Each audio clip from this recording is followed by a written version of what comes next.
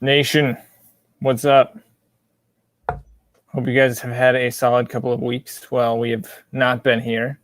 Hopefully, also, the signal, the Wi-Fi, goes pretty well. My Wi-Fi is choppy tonight. I've asked my in-laws, my wife, and my sister, all who normally are, using Wi-Fi, to not use Wi-Fi tonight so we can stream. If we have issues, we'll try and diagnose it as we go. But hey, it may just be a little choppy. Hope not, though. Hopefully it smooths out and I get a little extra jolt from Spectrum internet provider right now. That would be great. I imagine if it goes poorly, you guys are probably going to see me just fine. You just may not see Brian. But sound off in the chat if if it starts getting a little bit wonky. But tonight, tonight we're talking about 5 whiskeys you need in 2021. What's so funny? You just keep going out for me, so you're just waiting, keep drinking. Yeah, that's fine. That's fine. I mean, it's probably good to just drink for a little bit. I'm deeply frustrated by the internet situation right now. Like my little notification says connection is unstable. If you're on Wi-Fi, try plugging into your router or moving closer to it. Problem is my router is upstairs. So we should do a super chat to get you like a 200-foot Ethernet cable. Yeah, I mean, I'm sure they make those, and that would be. I'm sure my wife would love to have that just running through the house. Oh my gosh! Yeah, so I'm getting like 5 bars up on the top of my computer, and then in StreamYard, the streaming software we use, it's not giving me 5 bars, but whatever. Matt's in the chat, says about to start driving, but we'll be listening. Scared money don't make money. Am I right, Matt? That's absolutely correct. You're sure as ass right, Matt. Nice. All right. So a couple of things, squad, is the podcasts have been they slowed to a leak here as I've been out. That's to be expected. But we'll be getting back on the pod horse in short order. And then I'll have a new video coming out on Monday about some wild turkey stuff. Similar to maybe, that 4 Roses video I dropped, which was that larger brand review. Or I still haven't decided. I might just go deeper on Rare Breed and 101 because I just got those at the store. I don't normally carry 101 with me, but I've got it here, and then I've got Rare Breed. So regardless, I'll be featuring these in the Wild Turkey video that will drop Monday, the extent of which is still TBD. That's it. I had a baby. That's the news. I mean, I didn't personally birth the baby. Yeah, thank you. It was an adventure. I mean, if you guys like birth stories, I'm happy to share it later. But for the sake of those people who really just want to know what our picks are for these 5 whiskeys you need for 2021, I'll save the birth story for later after we have a little bit of bourbon. So Brian, why don't you get us caught up to speed in your bourbon ventures before we get into these 5 whiskeys, because you have scored over the last couple of weeks. I feel like. Yeah, I mean, it is heating up into bourbon. I don't feel like I've done any deep diving into getting stuff from stores, but last week they released at a Kroger in town the Kentucky Derby Festival bottles.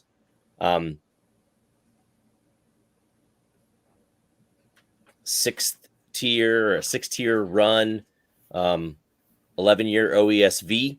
So was looking forward to that. As you can see behind me this week, also the release of the 117 series 375s. Awesome. And then just yesterday too, they released the Heaven Hill Select stock, which is 8-year barrel proof. Well, I don't know if it's barrel proof. It's like 124 proof, aged in toasted barrels. So there's been Lots of drops. Lots of drops. Lots of drops. I think before that even there was I think before that even when I don't even know if we talked about the bullet pick since we were on last, but I did that bullet pick and then was able to from a bar in town coming back into town. Yeah. Yep. Dude, it says you're getting a lot of lag. Cameron Batco's giving us a sign off or he's signing off. I hope he's not signing off. But it says so much lag for my name is Brian. Grade up on the old Forester 117. Sorry guys, I don't want to like drag you around while we try and figure out the internet all night. That would be depressing to me. I wouldn't like that. I wouldn't like to put you through that. So give me one more second here while I try and fiddle with this. Brian, why don't you do some modeling poses or maybe some dancing for the squad while I figure this out.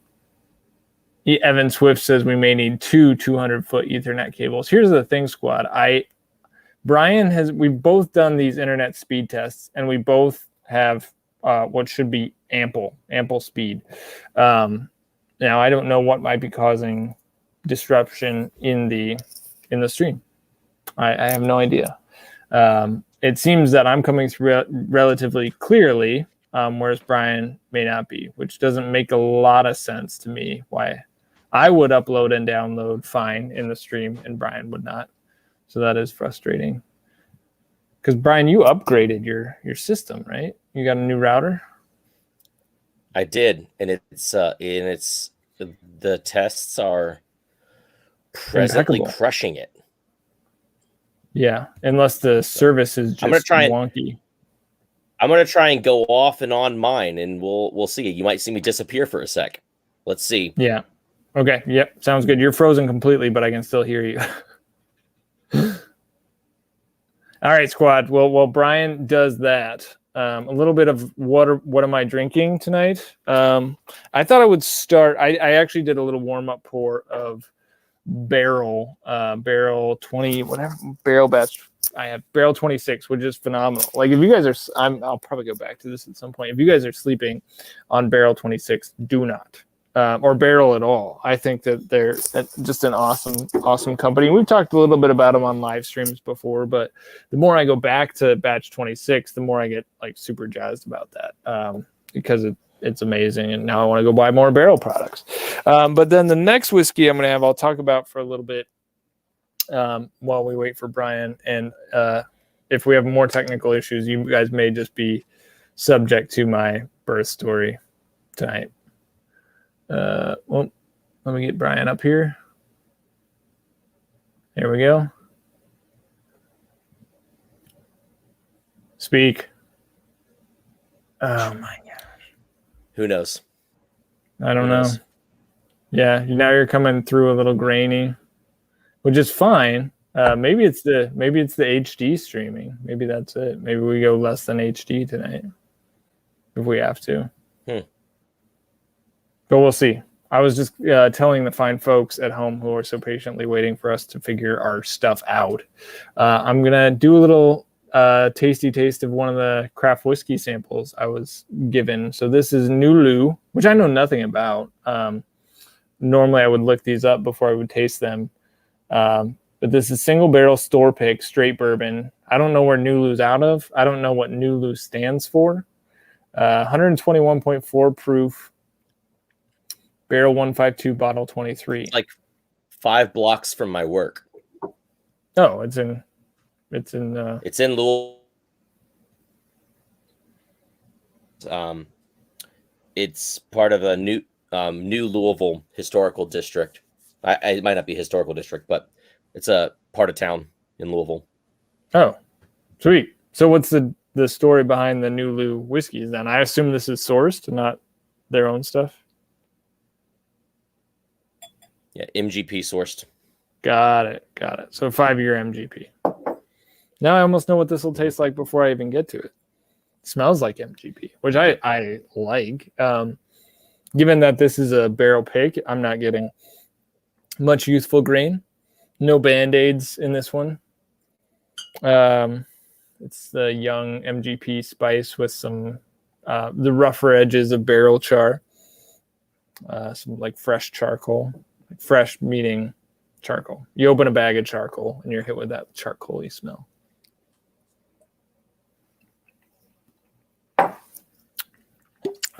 Reminds me of Smoke Wagon. So I tried that Smoke Wagon straight bourbon. This tastes like that, but barrel proof. Not the small batch, not the uncut, unfiltered, just the standard Smoke Wagon. So tastes like a really solid 5-year barrel of MGP. I'm enjoying it. It's nice. What are you drinking now, Brian? Hopefully you come through clear. I think if we do have more static issues, we should just try and cut the video down and go like standard def. Are you interested in Dang it. or is that not a setting on your part? You cut out. What did you say? I didn't know if that's a setting you could just turn on right now. To see. Is it having issues? Click the button, see if that didn't work. Eric McFarland says, Brian, did you share the Old Forester 117 with Drew? Not yet. That would be delightful. I did not. Did you pay him to say that? No, I didn't. I wasn't even gonna presume to ask. I feel like it's a lot to be like, hey, can you get one, you know? All right. I can. So if you go into your camera settings, if you go into your camera settings, Brian, just go to cam mic and go to show advanced, and you should be able to change your resolution there. I'm gonna look way worse after this. Oh, I've never even been high definition. I've always been standard definition. Are you serious?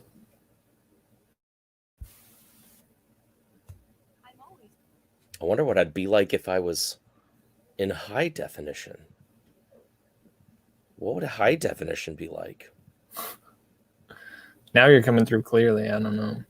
No, it won't. It won't even let me. It says, we got nope, people saying you can't even try. Rod Spina says 70 peeps and only 22 likes. I'm surprised we don't have more thumbs down. I feel like this is a shambles right now tonight. But it's only technical. I mean, we had a good agenda, so we're gonna hack our way through it. And yeah, you kind folks are delightful. So what, you're having Starlight there, Brian? That's what you're drinking tonight? A waxed Starlight? Yeah, it's the Ted's pick. Opened it last night. Nice. And Rod asked, or I think it was Rod, asked, do we have news on our Starlight and when it'll be dropping for our Patreon supporters? And the answer is no. Brian, we're talking about this the other day. Like, we expect news any day saying, hey, it's bottled, it's ready to ship out. But alas, we are not there yet. The last news that I heard is that they had ordered the labels. Which was weeks ago. Right. Yeah. So hopefully it doesn't take too much longer for that to get in. All right. Eric Sawyer asking Eric McFarland, are you sharing 117 with Drew? Okay, now we're talking. And anybody who wants to share 117 with me would be great.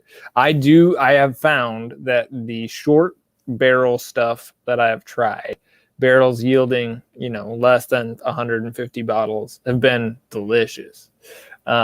It seems like there's some magic in there. Of course, it's very expensive for the distiller when, all their whiskey evaporates out of their barrels and then they're left with very little whiskey to then bottle. But hey, if you get to sell it for a lot more money, maybe you can make it economically viable. And I found that it's pretty special. I wonder what the magic is behind that. And very concentrated flavors with a lot of water evaporation, maybe. I'd be curious to know what the alcohol is, because those aren't bottled at barrel proof, are they, Brian? The 117s? No. Is it 117 proof? It's not. Is it? It's 110. 110. Okay, that's my money zone too for proof. So yeah. Okay, so let's get into the agenda, just so if we can kind of power through this. And this is going to be really crowdsourced, squad. I mean, we've already done our picks, so we'll hit you with those. But we want to know what your picks are for these 5 whiskeys. And if you didn't catch the original video from our boy Matt Porter, ADHD, funniest guy on WhiskeyTube, in my opinion. He's hilarious. Fantastic. He had dropped a video earlier this week, and he said, here's my pick for 5 whiskeys with 5 occasions. And then he called out pretty much every whiskey tuber that ever was and said, why don't we all make videos with these categories, with these occasions? And so we said, okay, we'll crank it out. We'll go live and we'll do it. That sounds like a fun way to engage Neat Nation. So the first whiskey we're picking, the occasion for the first whiskey, is the one to start off the night with. The one, and here's the deal though, is Matt kind of said whiskey to maybe start your buzz. He chose the light whiskey from Obtainium, or the Obtainium light whiskey from Cat's Eye Distillery, which is 100 billion proof, 160 or something, like absurd proof level. So my thinking was he was specifically interested in pre-gaming, the trying to get the buzz rolling to start the evening versus something to just like ease into the evening. That was my interpretation. Brian, does yours differ? No. Okay. All right. So I did pick a heavy hitter. That's the only thing I'll say right now. But we want to hear in the comments, what is your, if hypothetically you wanted to say maybe ride a buzz, and what bourbon are you looking for to kick off your evening with a little buzz power? Hit us in the comments below what yours is. And we already said, spoiler alert, if you wanted to watch that video from Matt, it was the Obtainium light whiskey from Cat's Eye Distillery, which is MGP sourced, not bourbon. I need to read more about the story of MGP light whiskey. And I believe the deal is it's just whiskey that's going into the barrel at crazy proof, because to be bourbon, it can't go into the barrel higher than 125 proof. So if it goes in higher than that, it's not bourbon anymore. Call it something else. Anthony says, hey, if I'm wanting to get started, Knob Creek 9.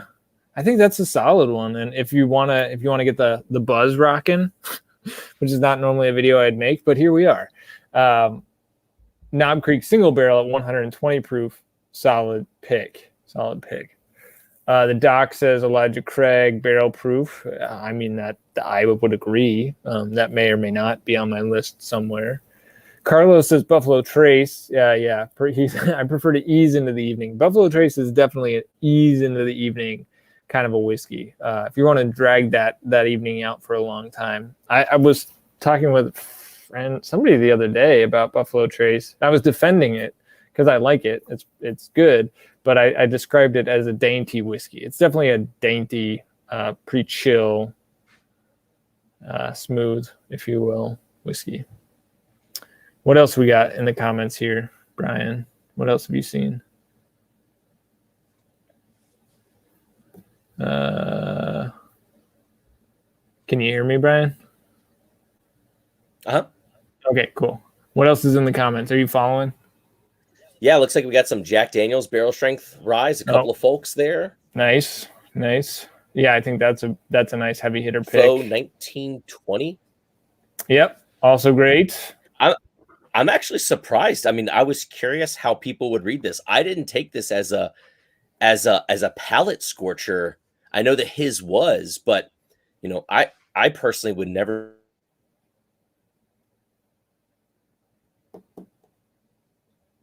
I feel like this is a little bit like playing Wheel of Fortune, where when you're talking, you cut out, and then we have to try and guess what you were saying, what you cut out.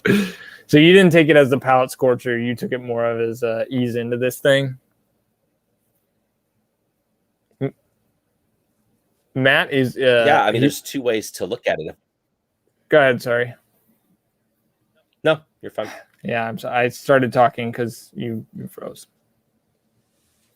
So the mission for me the rest of this week is going to be to try and diagnose why we can't stream, why it's causing problems. And it only actually ever caused problems the first night we streamed together. Other than that, we haven't had issues. So what in the world? But anyway, yes, we got Old Forester 1920 a couple of times. Russell's Reserve single barrel. Yeah, a lot of scorchers, as you were saying. The general consensus is that Matt wanted the heavy hitters, but Nicholas West says if you want to ease in Old Forester 86, I'll be honest, I'm not an Old Forester 86 guy. To me, that it conveys too much youth. I actually get I don't get a lot of grain in some of the bottom shelf versions of a lot of other Kentucky distilleries, but I do get a lot of grainy notes in Old Forester 86, which to me is a sign that it hasn't reached a maturity where you should bottle it. It's not good whiskey at that point, which most of other Old Foresters bottlings, I'd be like, yeah, it's, they do a great job, really solid, but 86 doesn't cut it for me. All right, Brian, why don't you drop your pick for the night opener, and then you can tell us why it was either ease in or get your buzz started. One sec, I'm kicking to a different camera. It's gonna suck on the visuals, but I'm gonna see if it allows me to have a little bit better hold. Can you hear me more steadily? Yeah, I hear you so far more steadily. So, and you're not frozen visually, so that's good. We'll go this route, even though it's darker than sin. That's dark. I've gotta be able to do something at this. Yeah, but it is coming through smoother right now, so hopefully that's not a fluke. Well, if I need to, I can jump off this mic too. I've got tons of configurations. Yeah, I wouldn't think it would be a mic so issue. you were asking me to start us off. Is that what you're saying? What I was doing. Yeah. Okay, good. I just wanted to make sure. Oh my gosh. A glass in here. So again, I could go both ways with it, but I was assuming if I'm starting the night off, I want something that is gonna warm up the palate, but not ruin. I go with a trusty Elijah Craig pick. Yeah, I'm with you. That is not what I picked because I went more with the heavy hitter, but I would agree that if I'm looking to ease into an evening, I think an Elijah Craig pick is bomb. Our boy Kyle Ramage just dropped a chat on the textual messages and says, and I quote, "This is painful." So Kyle, thank you for your honesty. I appreciate that. If this does get more painful, and we have to, then I'll boot Brian. Not at all what I want to do. Brian, you'll have to be the chat mod. You'll have to be our chat king and just blow up people's DMs in there with your whiskeys. Thankfully, we're not recording tonight. We're not. It would turn out better if we were recording tonight. Just like karma. Not that I believe in karma, but maybe. All right. So what I dropped for mine was Elijah Craig barrel strength because I love Elijah Craig. It always works. And this Elijah Craig A118, which I only got one of these and I didn't open it until recently, but A118 was a nice batch. And so that flavor profile always works, and that one clocks in at 130.6 proof. So if you're desirous of reaching a level of intoxication, not that I would ever condone that, but if you were, say, hypothetically, you could do that. You could do that with Elijah Craig barrel proof. What other whiskeys did you guys drop in here? High West Rendezvous Rye. Interesting. I actually didn't pick any. I take it back. I picked one non-bourbon. Did you have any non-bourbons, Brian, in your list? A little teaser to the folks.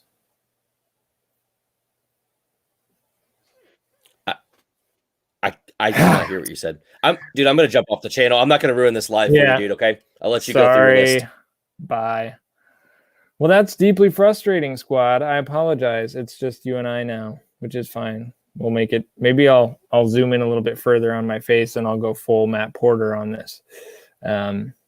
Technical things suck, and they suck more when you don't know anything about technical things. That would be me.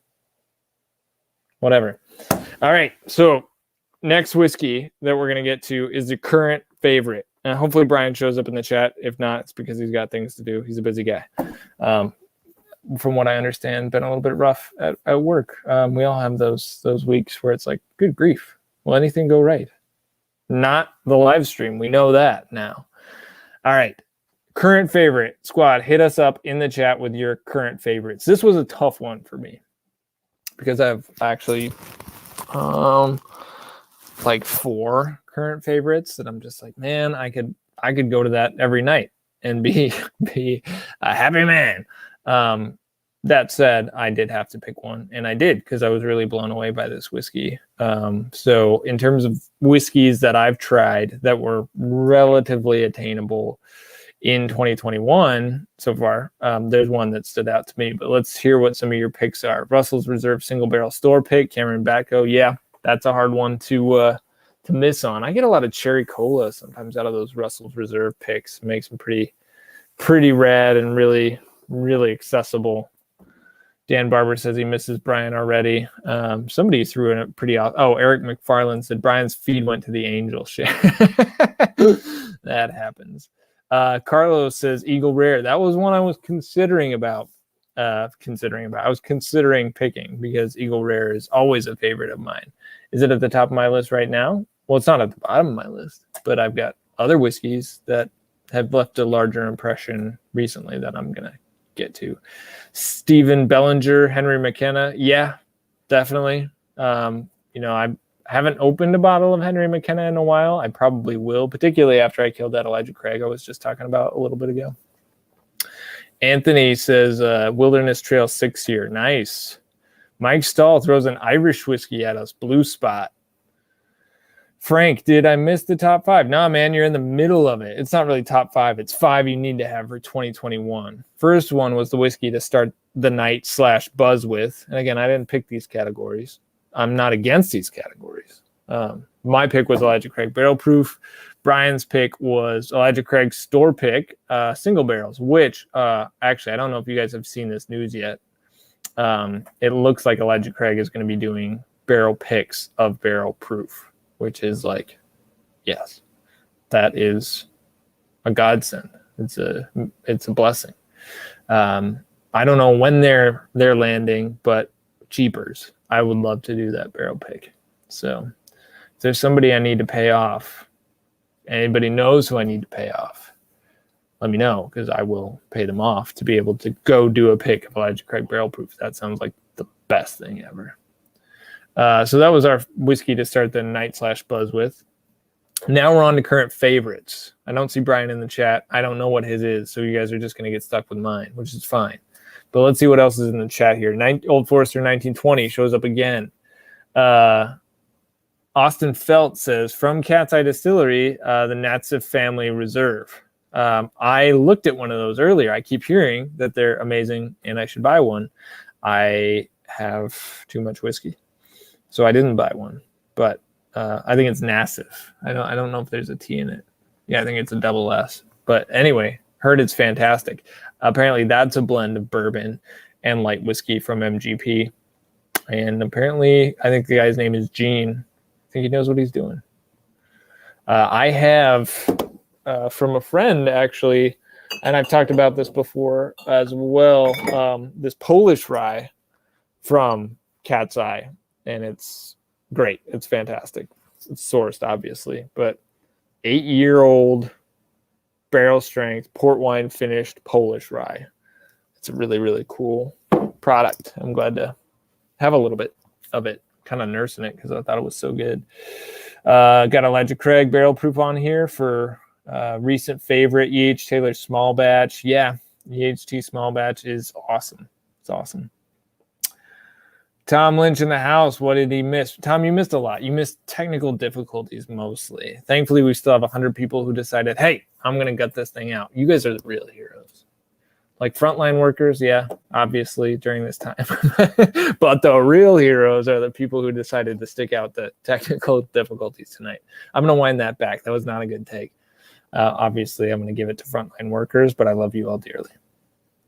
All right. So my current favorite, I actually opened this one just the other day. I'm going to hit it again now just because I'm going to talk about it and break it down. I opened this one and talked about it on the Instagrams. So if you guys aren't following me already, you're not following the podcast, go over to Instagram, follow me at Drew P Whiskey, follow the podcast at Entry Proof Podcast, and you can follow Brian at Abandoned Bourbon. Occasionally I'll go live and pop a bottle, do a quick review of something. My pick for current favorite is the Elijah Craig 1200 proof. Now, is this super widely available? No, but you could, if you wanted to get it and you worked hard and you were in Wisconsin, you could get it. You could get it for sure. And the nose on this does not smell anything like a Jim Beam product. Like, it's not roasted peanutty.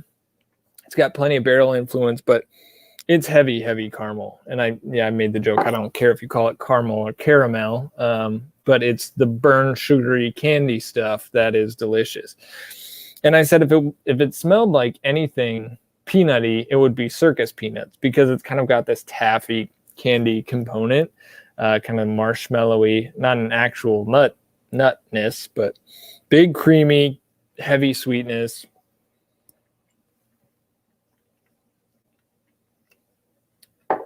Some barrel char, of course, which you would expect, 12 years. Nice balance between sweetness and oak. Knob Creek 12-year 100 proof knocks it out of the park. Rod, we lost Brian, man. I don't know if you had to step away for a minute, but yeah, it seems like whoever's internet, I don't know who, don't know what happened, don't know why. He's actually still in. Do you want me to add you back, Brian? I can see you waiting. Dude, I'll just keep coming back.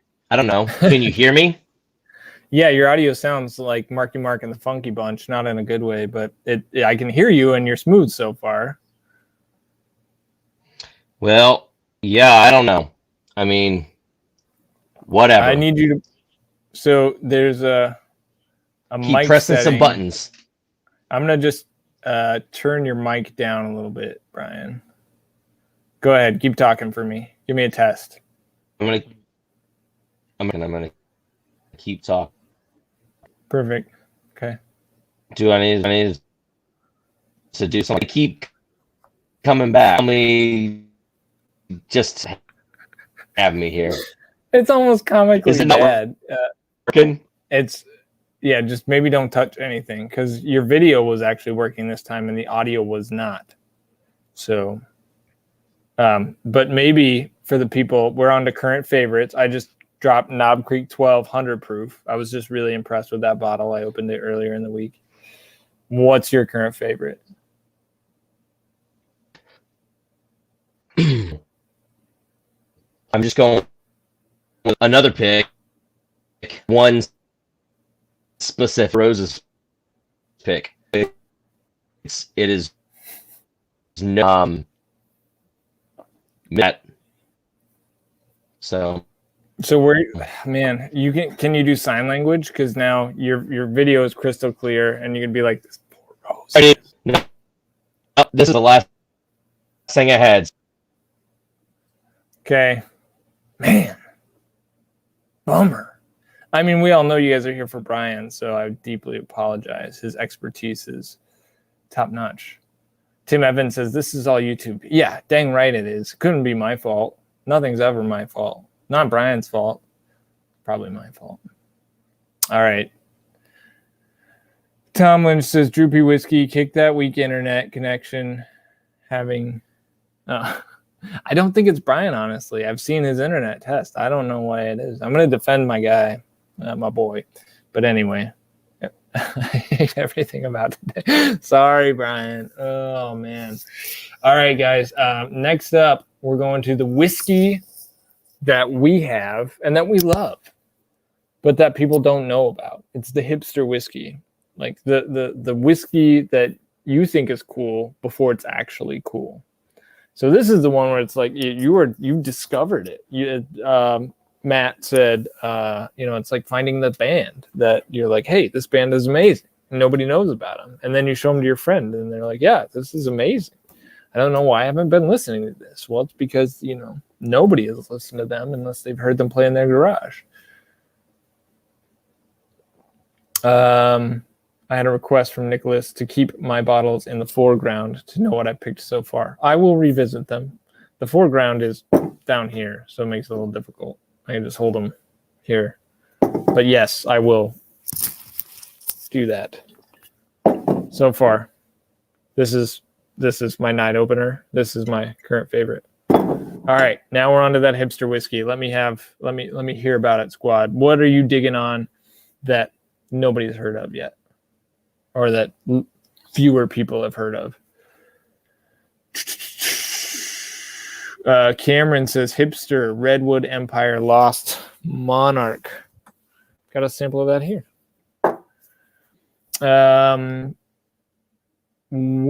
Chattanooga Experimental Series are the bomb. I've not had Chattanooga Experimental Series, which is good. You guys are right on. Alpine Distillers Batch C Rye, Woodinville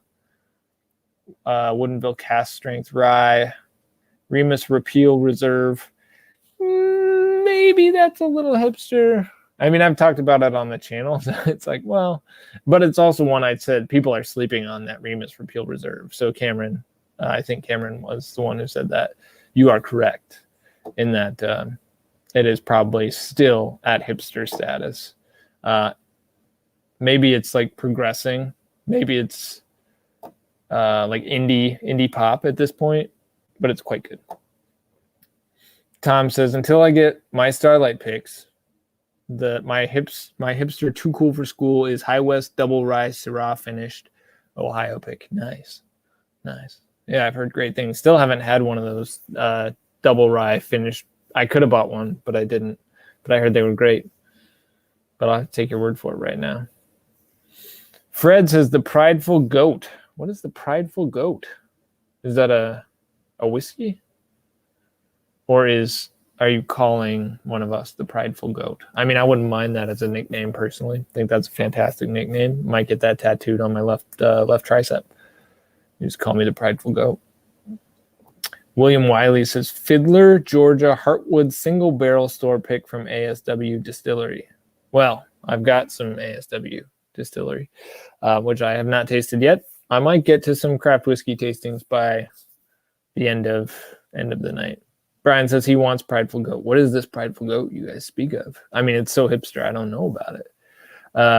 Taconic barrel strength. Heard great things from that distillery. Not distributed in Wisconsin yet. Bummer.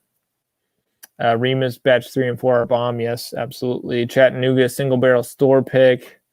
Brent Anderson just says Texas whiskey. Are you talking about Texas whiskey in general or the brand TX? Because there's a lot out there right now coming out of Texas, and I would say it's not all of the same quality. I did some Texas whiskeys in my craft whiskey journey here, and really, really enjoyed. What did I enjoy? Balcones, their corn whiskey. I did not enjoy at all Garrison Brothers. I thought it was awful. So. Oh, I'm seeing Prideful Goat is more the 15-year tote. Got it. Tanked and released by a Texas company. Thank you, squad.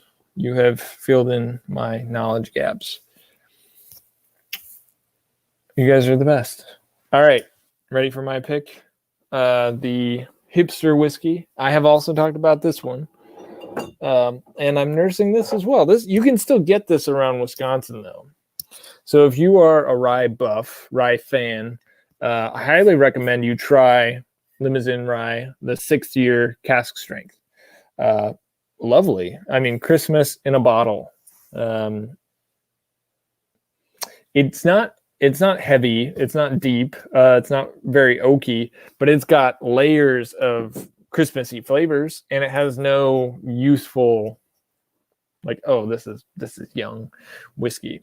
And it's relatively accessible from price point. It's like $60 to $70, and it's a special release, and it's sitting on shelves in Wisconsin. So if anybody really wanted a bottle, didn't have access to it, maybe I could help you get one. Or I could at least point you in the right direction. help out some of my liquor store friends by kicking you some info.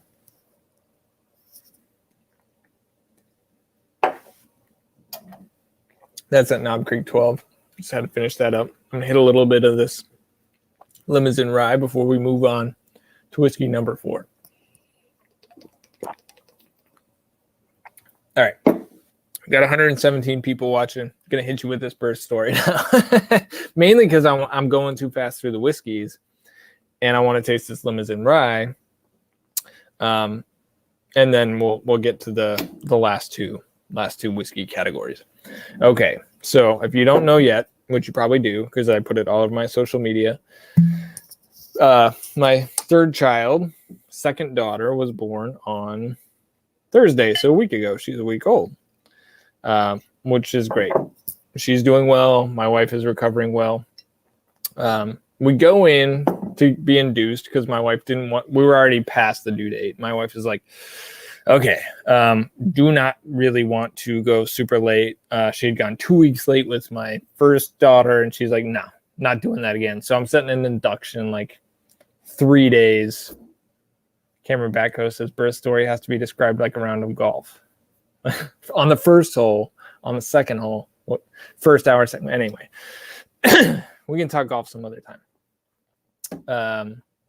My wife didn't want to go late. We had a scheduled induction 4 days after the due date. So we go in on Thursday, 8:30 start time, 8:30 tea time. This is good. I like where this is going.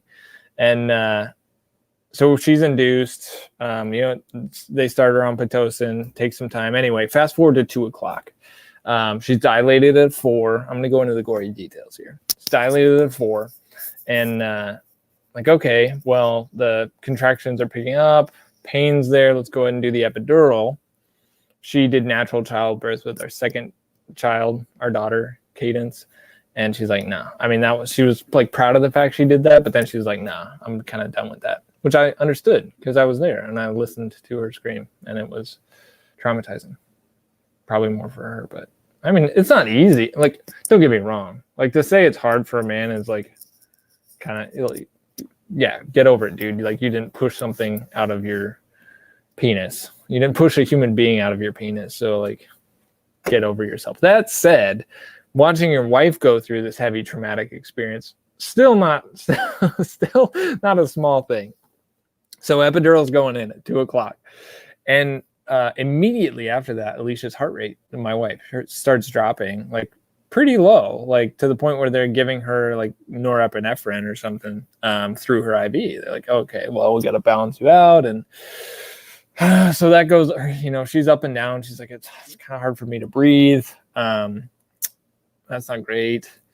And then they come in to check her again after trying to get her heart rate elevated. So heart rate's up, heart rate's down. Come in to do a cervical check again. And the nurse is like, I can't feel the head. Like, head was down, head's not down anymore. Like, okay, well, that's not good. We know that head's supposed to be down generally. So then she calls in one of the resident doctors because our OB wasn't there yet.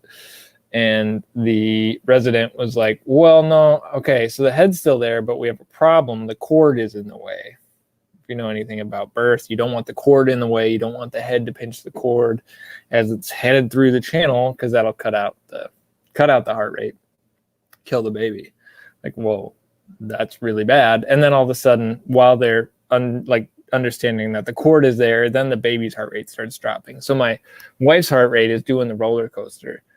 Then the cord gets in the way. Then the baby's heart rate starts dropping. Then they're like, oh, we're doing a C-section, like right now. So we go from, hey, everything's fine. Epidural goes in. We need an emergency C-section in the span of like 10 minutes. And then 15 minutes later, my daughter's out. Like, they just rushed my wife out. And so that's only part of it. The nurse who did the initial exam, when the resident found the cord was there, but then they had to like hold the baby's head off the cord because the head was putting pressure on the cord, which was causing the baby's heart rate to drop. So the nurse has her hand up there and is holding the head off the cord so as to allow blood flow. And that's where the nurse stayed until they prepped for surgery and did the surgery, which I am very grateful for that nurse. That's amazing. Like, talk about like heroes. That was amazing. But I was left in the middle of all this. I was left in the hallway, like the whole room, like 20 people go into the operating room. And then I'm just left there to kind of like, oh, jeepers, I sure hope this goes well. Because I know that, it doesn't always go well. So thankfully, it did. Baby comes out, and then they let me come in to cut the cord. And my wife is still open on the operating room table. Like, it's like, wow. I saw all of my life, like all in the inside of her, which was, not something you necessarily expect in life to see. But I feel like it probably is going to bring us closer together in the long run. She was a trooper. Like, she's an amazing woman, but. Then when I went over to cut the cord, they're like, also there was a knot in the cord, like an actual knot. Somehow at some point, baby decided to do some, some WWE wrestling training in utero and tied her cord in an actual knot. So they said if she would have actually proceeded with a vaginal birth, if at any point that cord would have like pulled tight, that could have also killed the baby. So I'm very, very thankful. Like I do believe in God's active working, and I'm thankful to him for, taking care of both my wife and baby. So I can sit here now and joke with you guys, and toast to my daughter and my awesome wife and my 2 other kids, my 4 roses, if you will. Nailed it.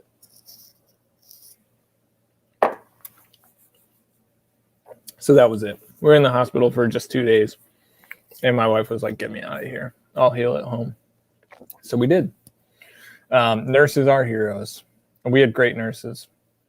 The hospital we've gone to for the birth of all 3 children in Milwaukee is fantastic.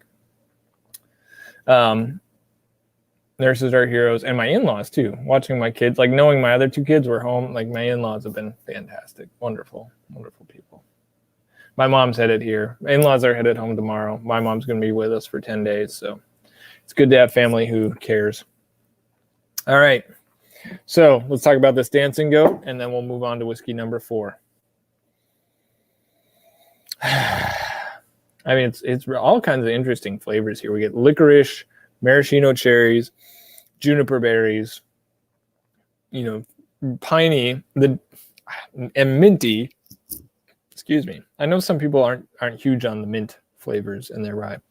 I like it. I don't necessarily want it to play first fiddle, but I feel like that cooling sensation, a little menthol action, it does well for me.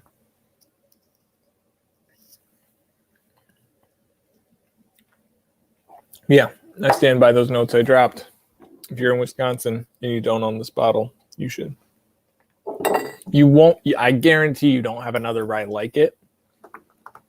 Yeah, if you want a sample, let me know. I'll let you try it before you buy it.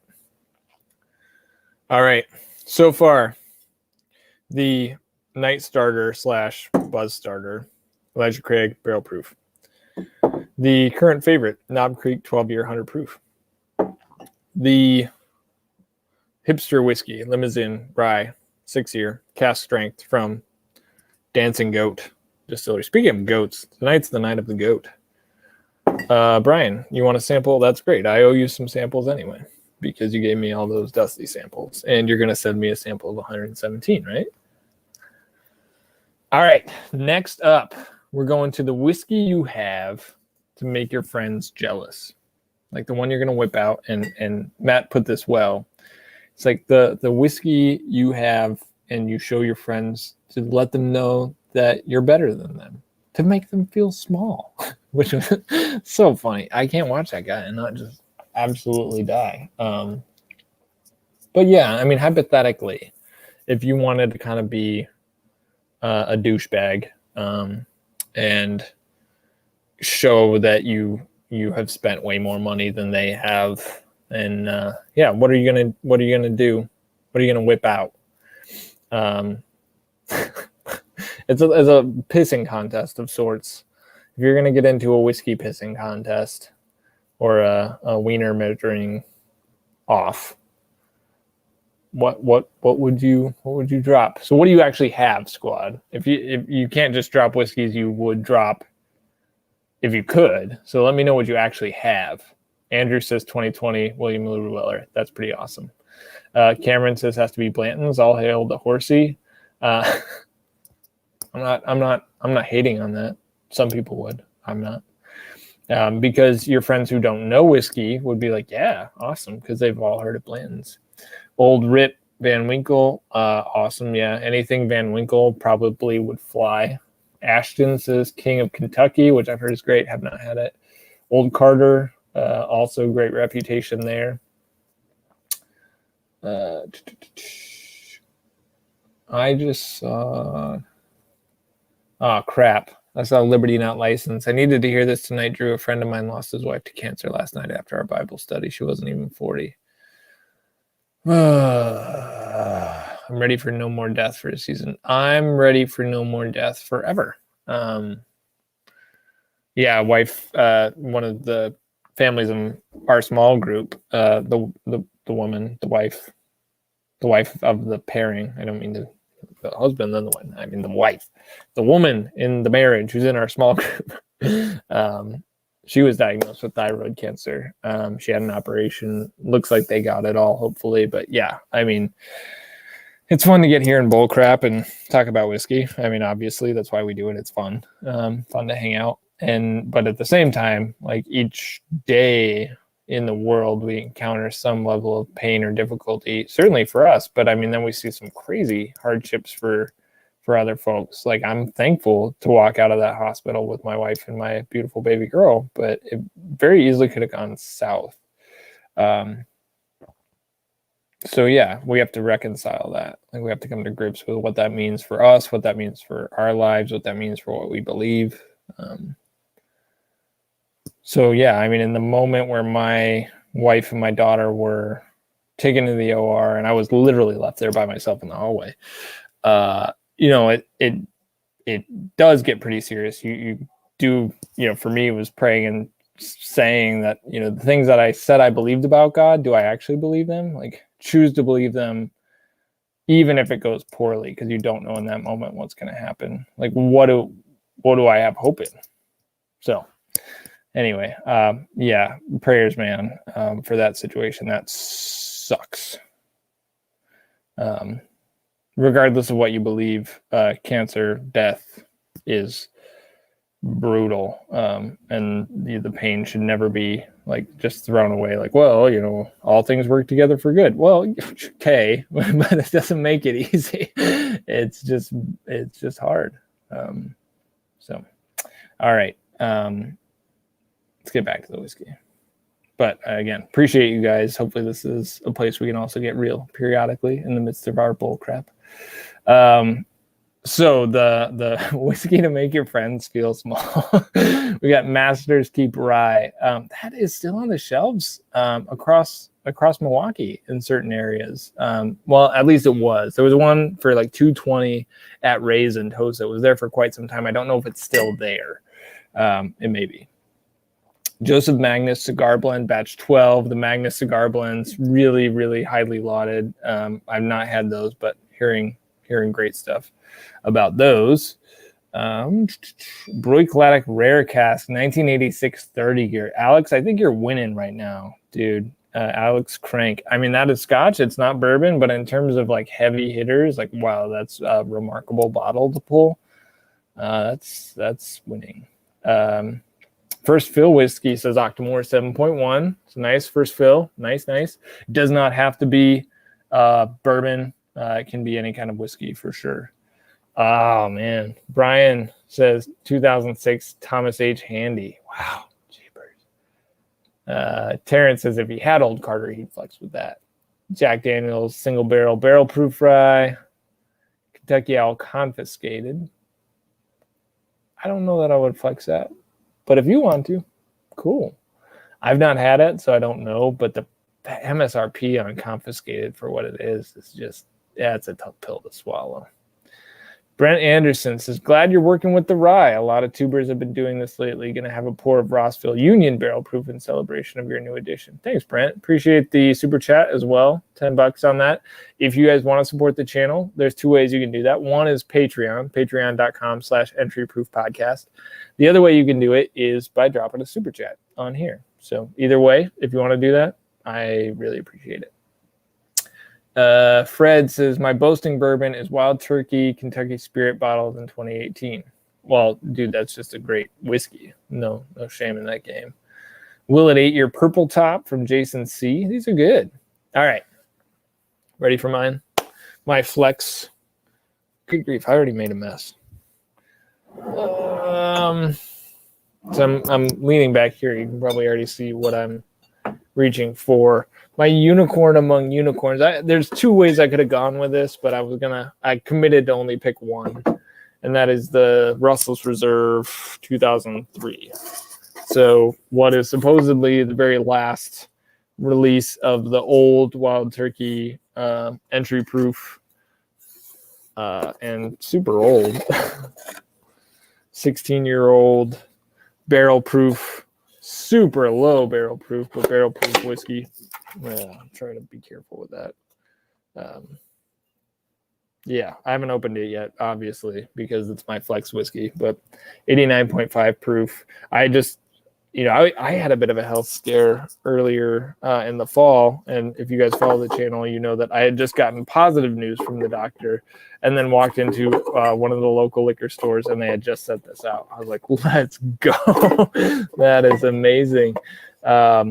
Now the MSRP on that one is heavy. Like that's not something that's an everyday whiskey for sure. At the same time, it's pretty rare. I was hoping to get one of the other Russell's vintages, but I had not. I'm trying to pick up the top thing that fell out of this box with my toe right now, and it's not working. Oh, I got it. Boom. So yeah, that's my flex whiskey. Brian, if you're still in the chat, hit us with, oh, you already did. You already did the handy 2006, which, yeah, I mean, it's an awesome flex. Kyle says, man, I hit you with the William LaRue Weller. Yeah, Kyle did. He flexed and he proved to his friends that he's a great guy and that he cares and that he's super generous. Not that he's better. I mean, he probably is better, but he didn't. That's not why he whipped out that bottle. So, Kyle, if you're up in Milwaukee or, next time we rendezvous, maybe we'll pop that Russell's Reserve 2003. Tom Lynch says, no pants. Dude, I never wear pants. Like, pants are overrated. I am wearing pants. I'm wearing shorts. It's kind of warm in the basement right now because my in-laws have been staying down here, so they've been using a space heater, so I was getting a little sweaty. All right. Whiskey number 5. That is the long pour whiskey. So long pouring, this is sort of Matt's calling card, just in the same way that the bourbon junkies do the bottle flips. And what do? I don't know if I have a thing I do. I'm trying to think of something right now. I don't. Anyway, doesn't matter. So Matt's thing is this long pour. And if you don't know what a long pour is, it's where you literally pour long. Got too many whiskeys right now. Hypothetically, you would pop the bottle. And the thinking is that you pour from on high and you don't spill a drop. Now, Matt didn't qualify whether or not this is a whiskey that we like. Froze up a little bit there. Sorry, squad. Oh, Tom, thank you, dog. He said, you have the clock. I do have the clock. And that gets referenced in every single video I release. But the clock is kind of hard to imitate. Anyway, so the long pour, the thinking is you either catch it all because you love it or you're not ashamed to spill it. So he said his was barrel dovetail, which is American whiskey finished in all kinds of casks, which is supposed to be pretty good, but he didn't really talk about whether or not he liked it that much. So then I'm left here going like, well, what would I try on long pour? Because normally I try and be really careful with my whiskey. I don't want to spill it. Like, it's too valuable for me. I want to drink it. I want to put it in my body, not on the floor. Like Carlos says, the only long pour in his house is water. I would agree. I also don't want to clean up a mess. But here we go. We're going to do it. So if you guys had to long pour something, let's take a spin like this. What whiskey do you have in your house that you're willing to long pour because you're willing to spill it? Like, you're willing to let it hit the floor if it has to. What would it be? Throw it in the chat.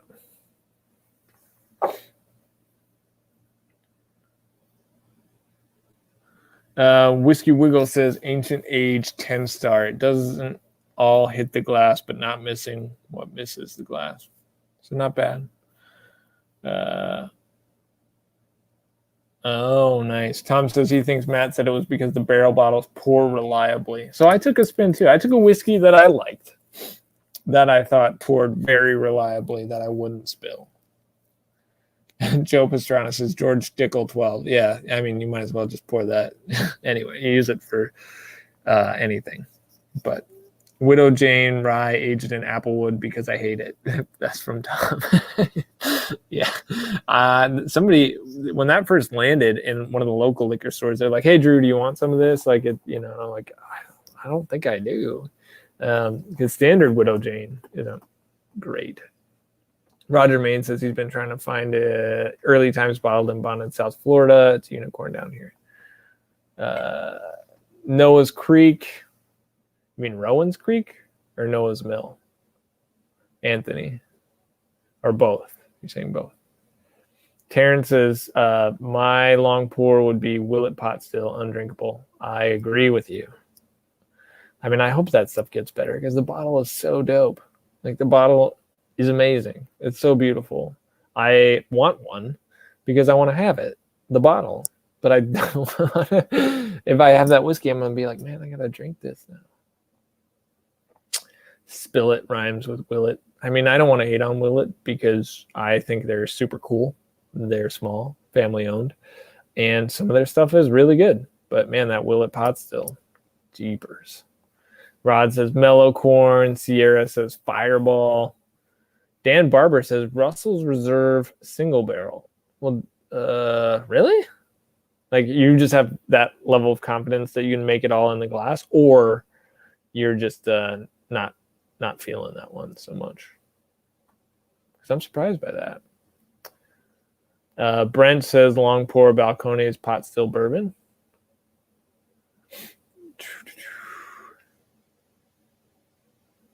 Marshall Webb says, how do you feel about that Starward? It's Starlight, actually. Starlight bottle behind you. Always been interested in their distillery. So we did actually 2 picks at Starlight that our Patreon supporters are currently waiting to be dropped. We're waiting for them to be dropped too. We very much want them. But Starlight had some really, really interesting, really yummy stuff. You know, not everything from Starlight I dig at the same level. Their standard release small batch bourbon I didn't really care for. But some of their single barrels are bangers, for sure. For sure. Pure Kentucky XO, that's actually a Willet product too. Johnny Walker Red, yeah, that's not good. Centauri Toki, yeah, not good. All Dickel is a drain pour. False. False. But I understand why you would say that.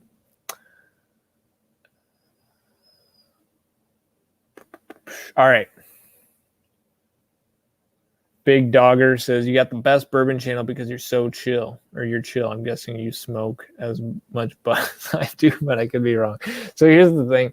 On a little, no, I don't actually smoke bud. On my channel, after every video, people are like, dude, how drunk are you, man? You like smash, like you must be hammered. Like, stop snorting coke. And like, I've never, ever touched like an illicit drug. You know, not like no judgment if you're, you know, into the marijuanas. You know, I enjoy a cigar periodically, and I certainly enjoy bourbon whiskey. But it's what I find entertaining is just how convinced people are that I'm hammered all the time. Like, no, I'm just like high on life. Like, I'm just enjoying what I'm doing, and I'm performing, you know, to an extent, because I have to sit here and talk. Like, for 2 hours without stopping. And I enjoy it, of course, but it's yeah, I don't know. I don't know what it is. I do, ever since I was a kid, I have slurred my speech. Like I don't enunciate at a super like sharp level. You would never ask me to read an audiobook for somebody. And so maybe it's that coupled with an unlimited amount of words, just like spewing words constantly. That plus slurred speech plus drinking alcohol may lead one to believe that I was intoxicated. So the math adds up. It strikes me as funny and a little bit annoying that somebody has to comment on it in every video, but that's fine. Okay, long pours. I gotta save some of this whiskey. I don't want to drink all this because I might have to take care of a baby tonight. So a little rye going back in the bottle. I've been vaccinated for COVID, so I'm safe. I'm not putting COVID in the bottle. And then this one was the Nulu. Hit this again.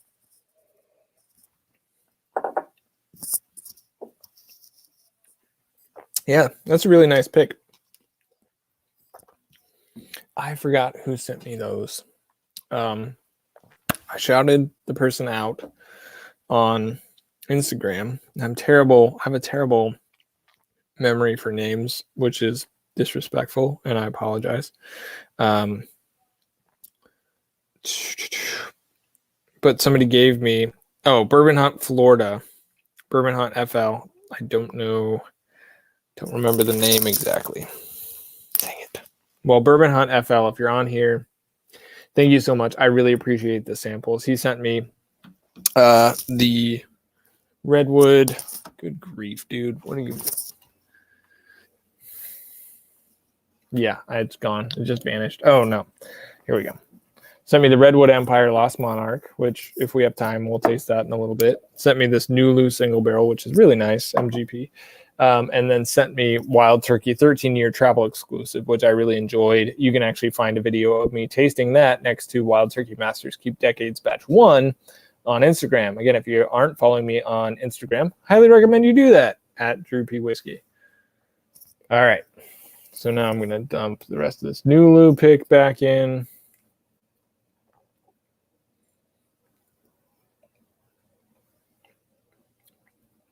Tom says, which Nulu? Dude, I don't know. It's a single barrel store pick. I don't know which store. It's not on the label. Stanley says, have you had any of the other Redwoods? I have not, but I may. What I need to do is do a live stream, like craft whiskey tasting marathon, because I have a lot of samples and I don't even know what all I have. So some people have reached out wanting to send more, which I will definitely need at some point before the year's up. I'm trying to get to a goal of tasting 100 different craft whiskeys in 2021. And I'm through with the Nulu one, I'm like at 28 or something. So I'll definitely need more samples a little later in the year, but I don't want to ask for them before I've actually worked through what I was trying to work through. Tom says, by the way, if you like bourbon, why don't you like this stream? Smash the thumbs up. Hey, Tom, I appreciate that. Yeah, if you guys haven't already, that would be great. I appreciate that. Brian appreciates that. If you guys want to support the channel and or the Entry Proof Podcast, go to entryproofpodcast.com, or you can go to patreon.com/entryproofpodcast. While I'm on paternity leave, I have 2 weeks left. I've got to get our glasses for our Patreon supporters. That's the first thing that goes out after 3 months of supporting the channel. You get glasses. And not glasses like reading glasses, but to drink out of. And I got to get those designed and ordered. That's the goal. I also just set up the official business, Drew P Media. So making some progress. I didn't want to try and account for any dollars in / dollars out on my personal tax return. Of course, all that will go on my personal tax return, but I'm doing this because of fun. I don't want to do accounting. So thankfully a friend of mine does accounting. He actually runs a business doing accounting for small businesses. I'm like, that sounds great. Yeah. Thanks, dog. All right. Long pour. That's what we're doing right now. Okay. So I wanted to, again, hit a whiskey. I'm going to move some of this over. Before I do that, just to recap one more time. What are we starting the night with? The Buzz Starter, Elijah Craig Barrel Proof. What's my current favorite? Knob Creek 12-year 100 proof bourbon. It's hard for me to pick a favorite. This is one of my favorites. Really good. Fantastic. Hipster Whiskey, Limousine Cast Strength 6-year rye. And then my pissing contest whiskey would be the Russell's Reserve 2003 vintage. Now I'm going to move all this because I'm about to make a mess. I wanted something that would pour well, that I actually like. Ow. Okay, hold on one second.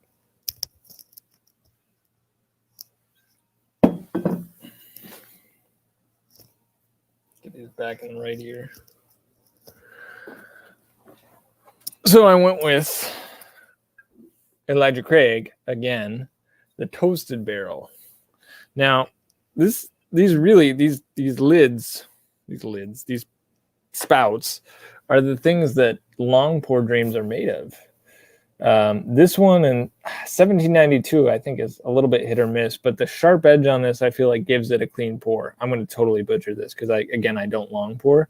It's kind of Matt's thing, but I always feel like I have a lot of precision with my pour with Elijah Craig. But do I want to,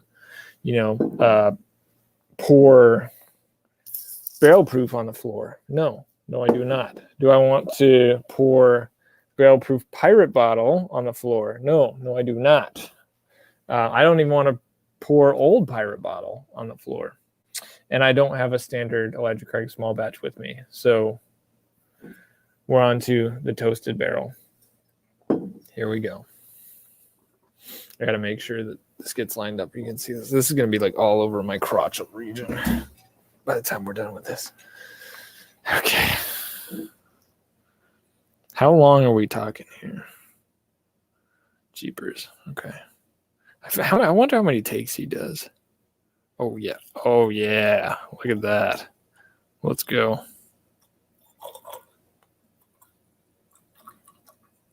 Oh. That was pretty impressive. I mean, I got to give it to myself. I'm obviously not going to drink all of this, but I mean, hey, is that worth a super chat? I mean, I think it is.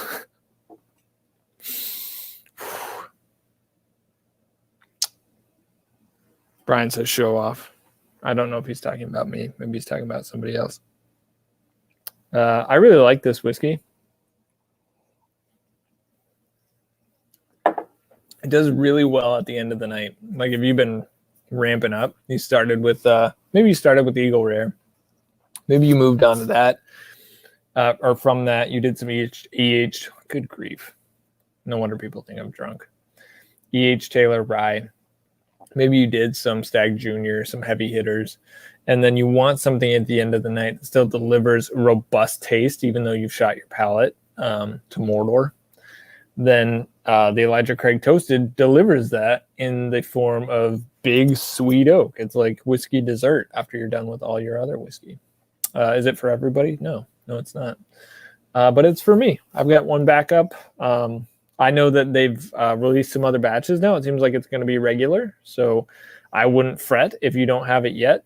You may be able to score some. Now I'm going to pour all this back. Man, good grief. Sip a little bit of it.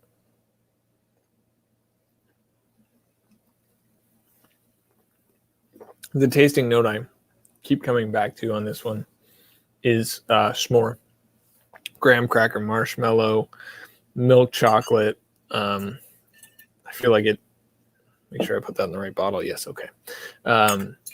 Feel like it delivers on all those. And then I'm getting some kind of dried fruit out of it. More figgy, not something with a lot of acidity, not really red fruit, but I feel like dried figs as well, which I actually have some dried figs upstairs, so I know exactly what they taste like. All right. Well, clean up a little bit here, and then let's taste some craft whiskeys. I have not ingested that much whiskey tonight, so a little bit of a tasting here for the squad because we're early Anthony has to peace out. Bye, Anthony. Thanks for joining, dog. Appreciate it.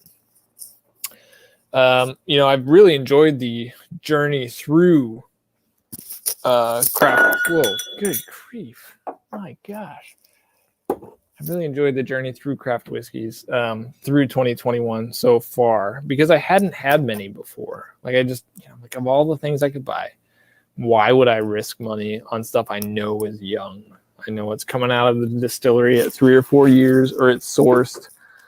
So of all the things I could spend my money on, I'm not going to rush to buy young, probably not very good whiskey. That said, there is a lot of stuff coming out of distilleries that's quite good. Quite good. And I've been learning about it and developing opinions for myself on a lot of whiskeys that I see on the shelf. And tonight we're going to hit some more. So I have tried to keep all the information for these. I mentioned Bourbon Hunt FL gave me this Nulu, which I already tasted. Told you I enjoyed it.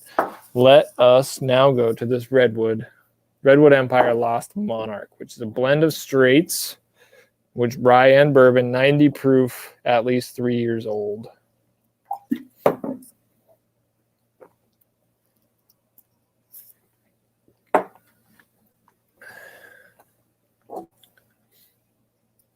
Who has had this one? What are your thoughts on it?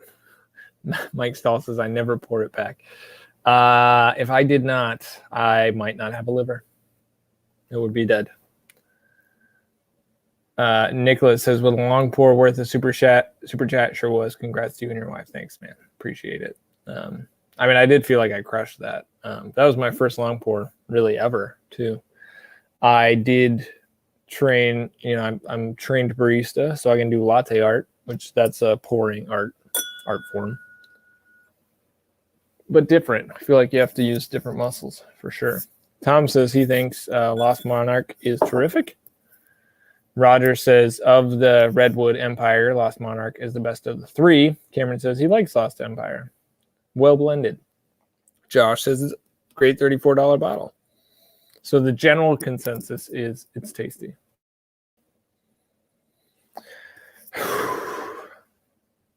I got to come out of the Elijah Craig toasted mind frame and find home here. Like this was the first whiskey I tasted tonight, which it's not, but I get herbaceous rye notes similar to what I was pulling.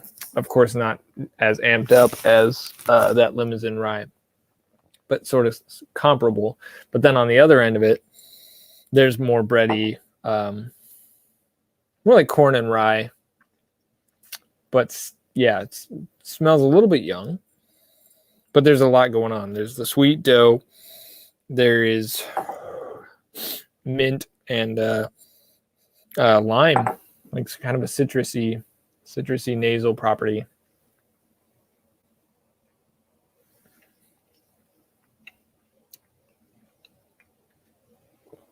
Yep, I get the fresh baked bread.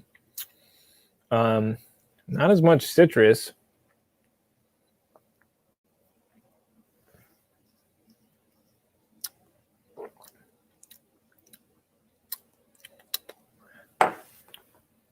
I mean, it kind of tastes like an MGP product. Those high rye bourbons, which I know this being a brew rye, going to have the rye spice, and then it's going to have this sweet bourbon foundation. It's a little like red grape. If you have like a red grape that's super ripe, I kind of get that. And then built on top of that is this minty. I'm trying to find spices, but none are coming to my mind. I always find it really amazing that people who can just like crank out flavor notes. Normally I have to kind of prep and think about it for a while. I like to sit with the whiskey on its own. Kyle's texting me hints. He says he thinks he heard it was MGP, which it wouldn't surprise me at all. This sourced whiskey is probably MGP, so it makes sense that it'll kind of taste like MGP. But MGP is not a tasting note, so that's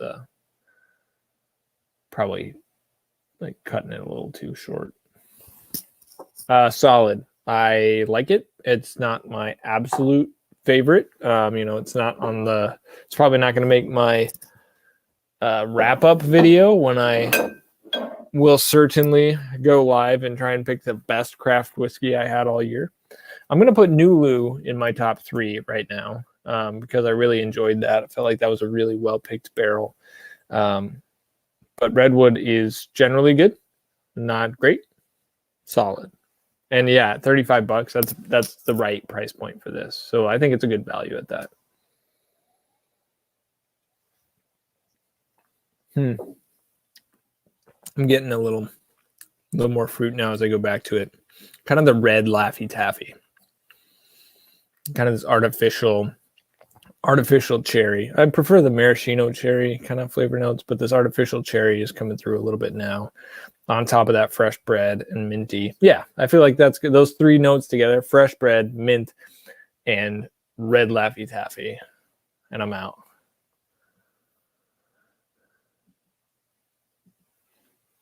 All right, let's see what we want to get to next here. What was I? There was some news. I need to do better at keeping up with the bourbon news. I mean, of course, I was mainly focused on a baby over the last little bit, so not going to be sorry for that. We did talk briefly at the start of the night about the Old Forester 117, which to me, I was jacked about. If you guys aren't familiar with that release, that was led by Jackie Zeiken, their master taster.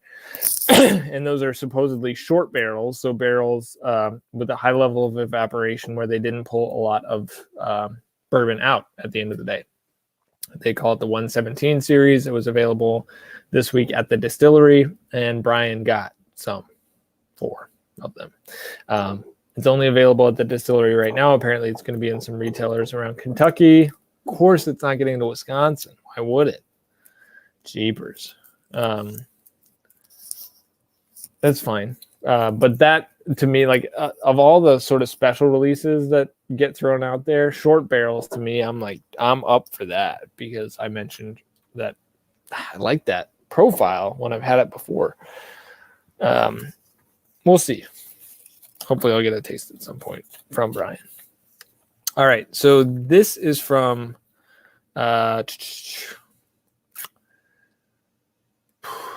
C. Buzalencia. And I do not remember what the Instagram handle was for these, but C, thank you for these samples. I got 3 of them. These are all craft whiskeys that I have never tried before. We have Limestone Branch, world famous toddies. So it's a pick, I believe. Small batch, 95 proof. Maybe it's not pick. Aged 18 months. That makes me nervous. World famous toddies. What is that? I'm going to Google this. Anybody who wants to throw out Limestone. I've seen Limestone Branch around, but world famous toddies.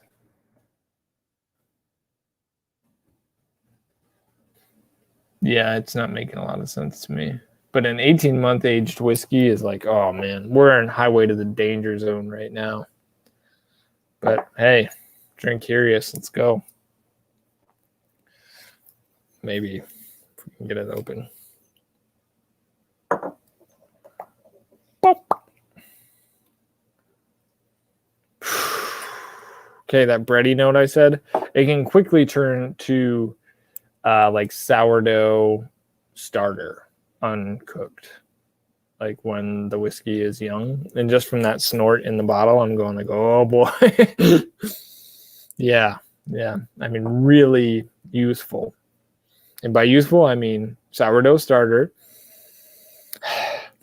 You get sort of this turpentine for sure. It's kind of rubber exhaust. Not as heavy on the exhaust as the Bower Hill single barrel I had, which you should never buy, Bower Hill, if you're going to listen to me ever. I'm getting some of that. I'm not getting all of this. Hopefully Brian is treating you guys right in the chat because I'm trying to talk through these whiskeys. I'm not seeing all in the chat. So if you have a question you want for sure me to see, just make sure you @ me, squad. And of course, if you ask a question via super chat, I guarantee I'll read it. All right, let's taste this limestone. Oh my gosh. I also want to hold my nose.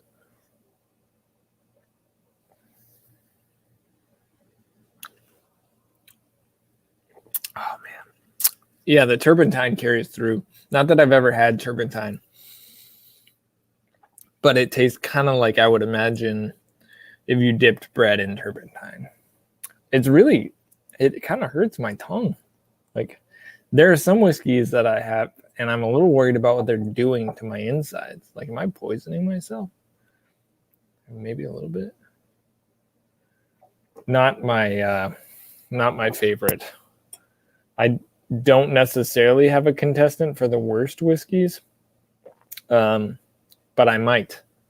That would be a really interesting video as well. I would hate to like just absolutely demolish small distilleries trying to do their thing, but I might. Like, please do better. Like, you guys should know this is bad. I hope you don't think it's good. Anthony says, well, all alcohol is poison, so that's true. We are poisoning ourselves. Thankfully, our liver seems engineered to actually deal with alcohol as a poison specifically. So thanks, God. Next up, Yellowstone hand-picked collection. So single barrel of Yellowstone, which I did not know they did. 115 proof. Fred says Droopy Whiskey, and Brian, Abandoned Bourbon. What's the deal with KY distillers not having to sell through wholesalers? I believe they do, actually. I think that's how they set it up. Even the distillery-only releases have to go through the 3-tier system. That's a long conversation. But I think they just have deals worked out with their distributors. Hey, we're going to sell it to you, and you're going to sell it right back to us, which is why it costs the same at the gift shop as it does in a retail environment, or more, actually, in certain cases. All right. Yellowstone. I don't know if this is bourbon. I assume it is. I think that's kind of what they do. Reset the nostrils. Here we go. Cigarettes. So some, maybe like a good cigarette. I mean, it's pronounced tobacco, almost more than I've had on the nose. I mean, it's a light tobacco. It's not like a deep earthy, but it's definitely there with some ash.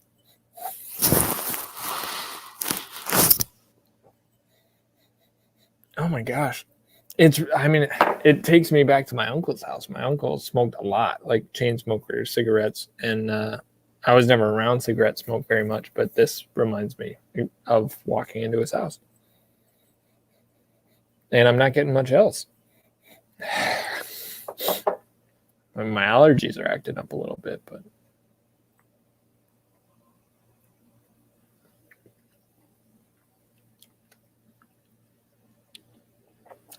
okay, thankfully the palate is nice.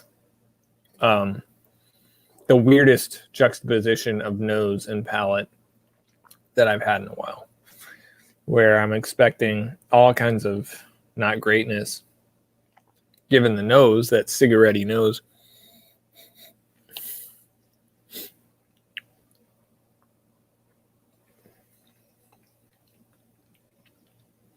It's still kind of, it's got this like aspirin-y medicinal bitterness, but it's got a heavy maple syrup sweetness as well. So it's not something I would go to often. Kind of tongue numbing, but not bad. The one time I had Yellowstone small batch, I was like, and that was early on in my career, as it were. The Yellowstone hand-picked single barrel. Again, that maple note is nice. The maple was pronounced. The aspirin kind of tongue, chalky, not so much. But I could get past that. If somebody handed this to me, I went over to their house and they're like, "Oh, I have something you have to try. Here, try this." I'd be like, "Oh, okay, yeah, I see that. I see you." Roger says, "Have you tried Chattanooga 111?" I have. I enjoyed it. Very scotchy, remarkably scotchy. They're high malt bourbons, Tennessee whiskey, I guess. I enjoyed it. I would say it's not for everybody. If you do not like Scotch, even non-peated Scotch, probably not going to like Chattanooga very much. For me, it would be very much a mood whiskey.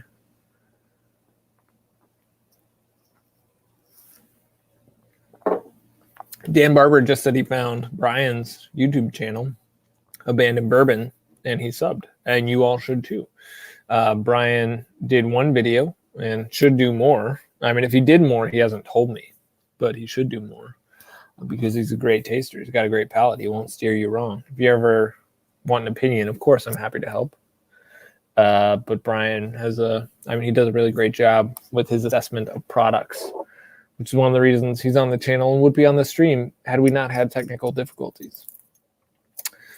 All right. I think we probably got 3 more craft whiskeys we can get to tonight, given the time. Because I got to be done by 10 because the in-laws are literally sleeping right over there. Right. Like 10 feet from me. That way. Ragged Branch. Double oaked. Myciano's pick. 15146 124. I don't know what those numbers mean, but this is a double oaked pick from Ragged Branch, which I've never heard of. Ragged Branch Distillery in Virginia. Double oaked. All right. Google's amazing. The weeded whiskey. Bourbon and Banter did a review of this. Well, I won't read it yet, but that's what we're talking about. Looks like double oaked weeded, 124 proof, out of Virginia.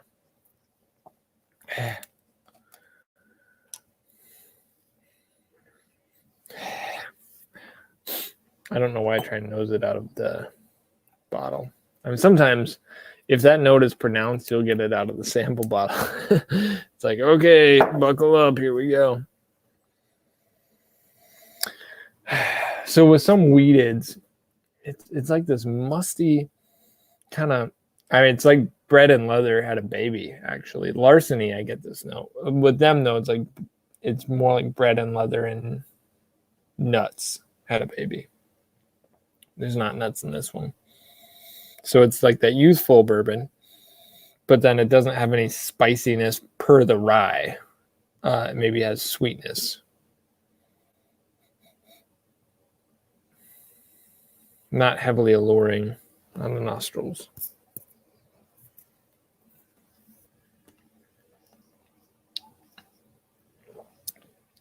Palate's interesting. Some oak, some brown sugar, maple syrup, like nice weeded notes, but it's like intermixed with that very craft whiskey, bread, dough, super uncooked grain, raw grains, which is like, dang it, because I know that can go away with age. Like some of these craft whiskeys, they're trying to make the dream work, these craft distilleries, and they're releasing these young whiskeys that just need a little more time. Like this has a lot of promise to it.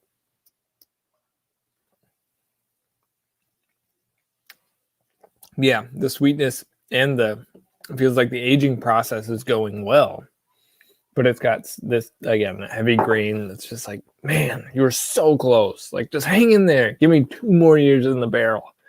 And then I think we'd be crushing here. Yeah, it definitely tastes like they're doing good things distilling wise, but we get some of that ethanol, young alcohol, bready. All right.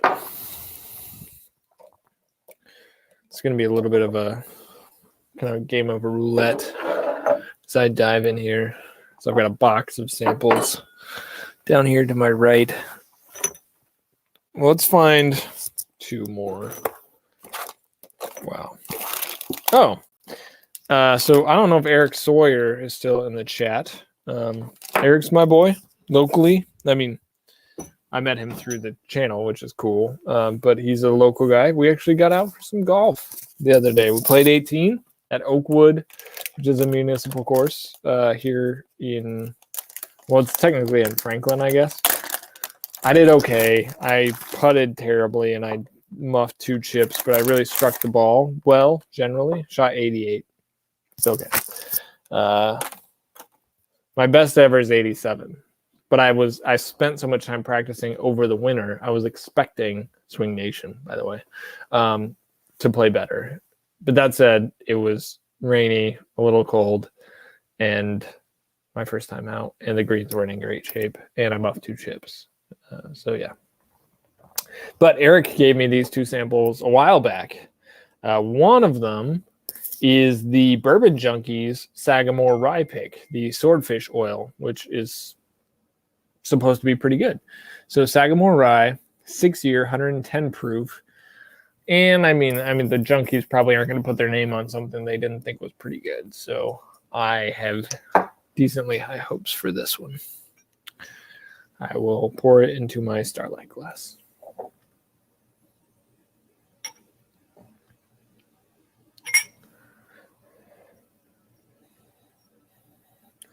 Smells like a rye, like an MGP 95.5 style rye, which I don't know what the Sagamore mash bill is off the top of my head. Light, like I'm not getting heavy sweet notes or heavy oak notes. Very floral and perfumey. And some mint and parsley.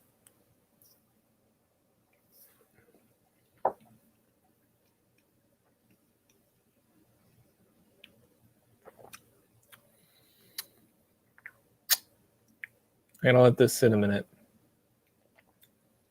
Tom says, what was the sample? What sample? Which one are we talking about? The one I'm drinking. Sagamore, 6-year rye, the Bourbon Junkies pick. Swordfish oil, they call it. Brian says, shout out to Eric. He sent me some stuff this week. Gonna jump on a video and taste some stuff with him. Yes, Eric Sawyer, salt of the earth type guy. Oh, he's there. Now I forget everything nice I said about him. He's a total douchebag. No, good guy. And golf was fun. He's one of those people on the golf course who's just he's just enjoying it. You could hit an absolutely garbage shot and he doesn't say a thing. He's just like doing his thing. And it's like, that's awesome. I can get a little frustrated if I start to like pour or play very badly. I try never to lose it. Like I'm trying to enjoy it, but I'm competitive with myself. I feel like you would play better if you can just enjoy the experience. And Eric seems like that kind of guy. He says, next time I won't let you beat me on the golf course. Well, to be fair, I probably practice way more than you over the off season. So, all right. Let's get back to this palette on the Swordfish oil.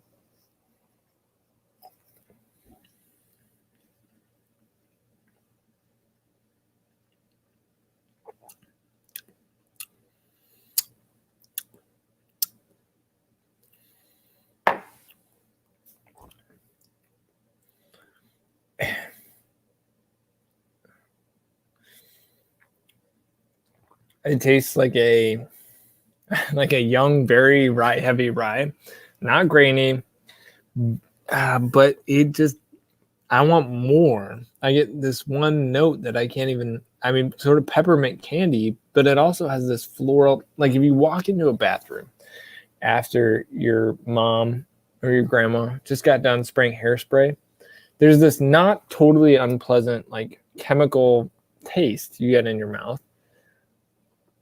From the floral hairspray. Very chemically. Not bad. Probably shouldn't huff it. Not that anyone has or would. But that's kind of what I get on this one. It's this floral kind of rye. With a candy cane. Yeah. Yep, that's it. Candy canes and floral hairspray. Not bad. I would not buy a bottle, which I'm bummed to say, because again, I think other people have given this one a higher review, but it's not really my jam. Can't like them all, though. All right, last one for the night. This is J. Henry. This is a local banger, which I have said that I think J. Henry is probably the best bourbon producer. They're actually not a distiller. They age, but they utilize contract distilling. Then they age at their joint north of Madison, Wisconsin.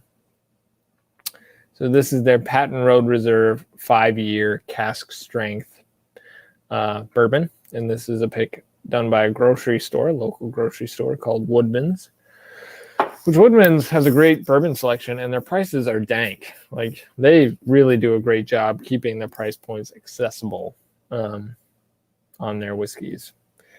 And you may luck into some really nice allocated stuff periodically. Before I taste this, I got a question about golf, and of course I'm going to answer that. Roger Main says, what clubs are you swinging? Well, Roger, I just upgraded. Here's the thing. I found out that my old... so I got into golf, back into golf, really. 2019, I just bought some Nike Vapor Speed irons and an old TaylorMade R11S driver off a guy on Facebook. And so not long after that, I swapped the R11S out for a Cobra F9 driver. And then I found out that the Nike irons, which I was enjoying, they're actually too long for me. I was getting some lessons from Golf Tech locally, and they're like, okay, let's look at your irons. And like, they're 2 inches too long, which is just going to, I mean, it's fine if you can play them. You'll just be more inconsistent due to the length. So, Joe Biden bought me some new irons. I got the TaylorMade P790s, the 2019 edition. So I have Cobra F9 driver, F7 3-wood, F9 hybrid, and then in 4 through pitching wedge, I've got the P790s, and then I have the Cleveland RTX 4 wedges in 50, 56, and 60 degree. And then I have an Odyssey mallet putter, which it's a little old, but I like it. So yeah, that's what I got in the bag. I lost like 10 viewers talking about my what's in the bag setup, but that's okay. I like it, so it's my channel.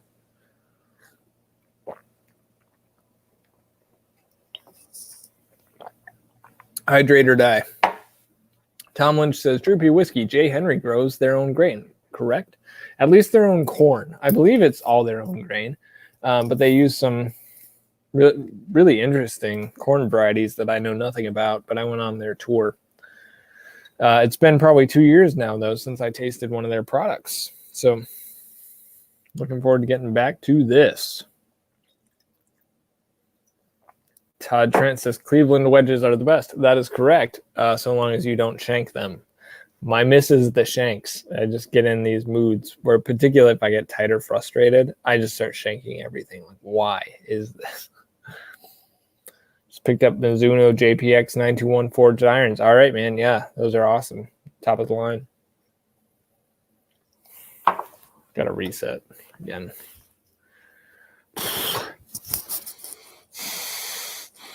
The doc says, have a couple drinks while you play to loosen up your muscles. Swing oil. Yeah. Although what I find is if I'm playing well and I get to the turn and grab a couple beers, like by hole 14, I'm just unglued. So it depends on how the day's going. If I start 4 over through 3, all right, bring on the beers. But if I'm playing well, then I should probably keep it straight edged. Don't say the S word. Oh, shank. Yeah, dude. I wish I could keep it out of my brain, but it's murder. Any of you who try and golf and you have your miss is the shanks, it's depressing. I mean, I'd rather strike it thin. I'd strike it fat. But like when you shank it just off the planet, like, oh my gosh, I would just quit right now. All right. J. Henry, cask strength, Woodman's pick, 59.71% alcohol.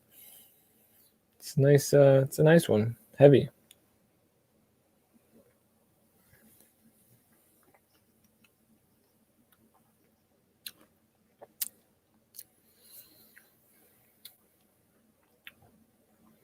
The nose is nondescript.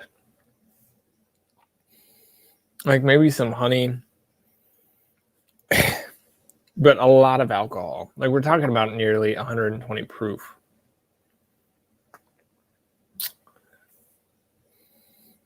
But it's hard for me to get through it. Like there's some sweetness there, but I'm not pulling much else out. Then you go to the palate.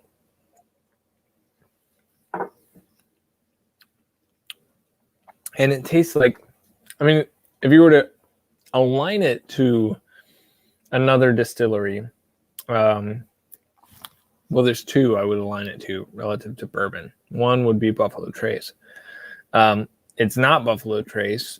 It's a little bit more funky than that. The other one would be Wilderness Trail. It's this not offensive flavor profile, but it's not one that gets me really jacked. Like I'm not getting layers of flavor. I know this is 5 years old. I get just a suggestion of youthful grain on it. Like if it went one more year, it probably would have lost that. And it's good. Like it's a good craft whiskey.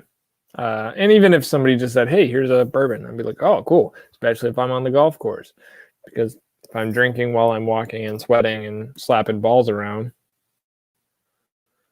didn't sound good. Then I probably care a little bit less about the quality of the whiskey. And I'd be like, nice. That's good. So yeah, that's really it. Yeah, nice. It's good. Is it wonderful? No. J. Henry also tends to up their, like their MSRP is a little high on their MSRP, higher than I would like for the quality. They also have some 7 and 8 year releases, which I've not been able to try. Would like to try those at some point. 5 year though, solid. Can you get more bang for your buck? Probably. Not bad though. All right, the chat is devolving all about golf, which I appreciate. I like that very much. Eric says you did crush your drive after you sipped the oh my gosh, Woodford Reserve Masters something, very fine rare bourbon. Yes. So Eric let me try the Woodford very fine rare. It was very nice. It was very fine and rare. Really solid, like Snickers bar. Really good. And yeah, I totally hit a bomb. No, I didn't. I pulled, so that was the par 5, where I pulled my drive to the left. I tagged it pretty good, but it was definitely a pull. No. Yeah, no, that was before the par 5. Right. I had the first sip, then I did hit an absolute bomb. I parred that hole. And then the next one I pulled it left. Yeah. So I did begin to devolve after having a little bit of bourbon. If any of you want to play golf, you find yourself in Wisconsin, you want to share some bourbon, play some golf, reach out to me. Eric and I are going to play a lot of golf, and you can join our club that we have not officially started, but we will undoubtedly, where we play golf and drink bourbon. We are 2 of us so far, so there's 2 more space, room for 2 more in the foursome. It'll be swell times. All right, let me hit some chat here, and then wrap this thing up. Brian said, "Who would watch a video series of me drinking bourbon while Drew teaches me how to golf on a course? Anyone?" I mean, I would watch that, but Todd says the ping driver and 3-wood most forgiving woods he's ever had. I've heard that, actually. I watched quite a few golf tubers, and Rick Shields and Peter Finch both are saying that the newest ping clubs are awesome, really forgiving.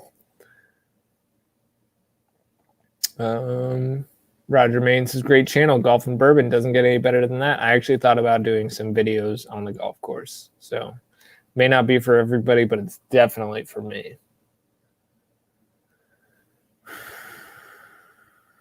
Todd says he wishes he could make it to Wisconsin from Tennessee. Well, maybe I'll be in Tennessee. Actually, I probably will be in Tennessee in July visiting my brother. So who knows, dog. I will almost certainly say I'm going to be in Tennessee on Instagram. So if you're not following me, follow me on Instagram. Maybe we can hook up for 18 and some pours. Liberty not licensed. Is a par something like a pappy? Sure. I mean, it's open to interpretation. When are you going to set up a Drew P?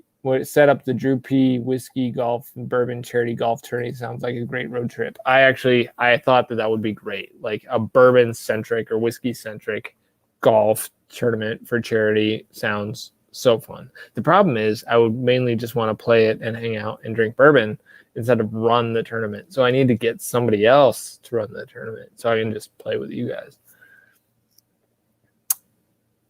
Hoping Drew eventually makes the shift from golf to lifting, Terrence. Well, you wouldn't know it, but I try and keep it tight. It's been about a week since I exercised. Well, no, I've exercised plenty since I've done any weight training, but my body is not one that is deeply inclined to building muscle. Either I don't eat enough, which I have tummy issues, so that's a thing, or I'm just genetically not inclined to build a lot of muscle. Either way, I'm fine with that. But I also I don't get super into exercising. I more do it because I just want to be like relatively healthy. Tom Lynch says, I really need to be able to use profanity more liberally here. Well, I mean, we're wrapping it up, so do what you got to do, dog. JD says, glad you're back live streaming. I know family comes first. Yes. We started this whole thing to have fun and talk whiskey, and it's awesome. I mean, so many of you all I hope to meet in person at some point because you're on here every time. I'm glad you enjoy it, but it's like the relationships are dope. Good to meet you guys digitally, but yeah, I mean, I'm certainly like, if life ever gets tough, I'm going to step back a little bit on here to make sure that we're all good to go on the family front. It's definitely the priority. James says, travel to Scotland one year and widen your palate and see some nice golf landscape. Yeah, dream trip, dude. No doubt. But if I ever went to Scotland, well, actually, my wife and I plan to go to Scotland and Ireland, and I will take my wife. That is my duty and my privilege as a husband, to go there with my wife. And if that's the case, I might be able to convince her to walk a couple rounds with me. I don't think I'm going to be able to get her to do much more than that. But the scenery is so amazing, and she likes walks. So maybe we can work that out. But mostly we'll be focused on eating and, hiking and, of course, whiskey. Because she appreciates whiskey. At least she can participate in that. She hates golf, which is a bummer, but it's okay. We don't have to be the same person. All right, squad. Going to wrap it up there. It was fun tonight. A lot of different whiskeys from our 5 whiskeys you need for 2021, which I hope you enjoyed that little breakdown. Brian, if you're still in the chat, you should drop your final 5 list for folks. I reviewed mine like 20 times, so people should probably remember, but I don't think I know what your full 5 are. Yeah, you didn't tell me what your long pour was. You may have thrown that in the chat, but I didn't see it. Regardless, we'll try and figure out the technical issues. Maybe we'll do a test live stream to try and figure out what the heck was causing our problems tonight. I'll also have less people in the house in the future, and I'm sure that will also help. But thanks for joining. Hope you guys enjoyed it. It was a lot of fun to be back. We'll have that new video dropping on Monday. So Mondays at 11, I try and drop new videos, and it's been 2 weeks, but we're going to get back on the horse doing some wild turkey stuff here. I hope you guys are staying healthy. Stay safe. Get vaccinated if you can. Do your part. Like, let's beat this COVID thing so we can get together and drink whiskey together. That would be rad. Y'all, keep it neat. Have a good night. Much love.